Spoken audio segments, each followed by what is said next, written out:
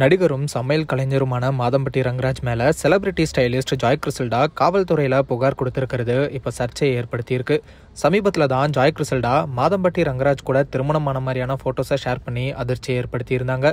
மேலும் 6 மாசம் பிரெக்னெண்டா இருக்கிறதா அறிவிச்சிருந்தாங்க. ஆனா மாதம்பட்டி ரங்கராஜ் இதை பத்தி எந்த ஒரு பதிலும் கொடுக்காம இருந்தாரு. மேலும் அவரோட முதல் மனைவி ஸ்ருதி கூட பொது நிகழ்ச்சிகளையும் கலந்துகிட்ட வீடியோஸும் சோசியல் மீடியால பேசு பொருளா மாறிச்சு.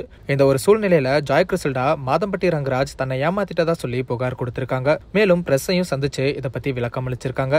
அதுல அவங்க என்ன சொல்லியிருக்காங்கன்னா, எனக்கும் மாதம்பட்டி ரங்கராஜுக்கும் கல்யாணமாகி 2 வருஷம் ஆகுது. கோவில்ல தான் எங்க கல்யாணம் நடந்துச்சு. முதல் மனைவி கூட ஜுடிஷியல் செப்பரேஷன்ல இருக்கிறதா தான் என்கிட்ட சொன்னாரு. இப்ப நான் 7 மாசம் கர்ப்பமா இருக்கேன். என்னால அவரை சந்திக்கவே முடியல. அவரை என்கிட்ட பேச விடாம சிலர் தடுக்கிறாங்க. அதையும் மீறி நான் அவரை சந்திக்க 2 முறை முயற்சி பண்ணேன். அப்போ ஒரு டிவி ஷோல இருந்தாரு. எல்லார் முன்னாடியும் என்ன அப்ப அடிச்சுட்டாரு. என்னோட குழந்தைக்கு ஒரு பதில் வேணும். அவர் தான் இந்த குழந்தைக்கு அப்பா. நான் தான் அவரோட மனைவி. அவர் கூட சேர்ந்து வாழதான் நான் இதெல்லாம் பண்றேன். அவர்கிட்ட ஏன் இப்படி பண்றீங்கன்னு கேட்டதுக்கும் பேச ரெடியா இல்ல. சிலர் பேச விடாம தடுக்கிறாங்கன்னு சொன்னாரு.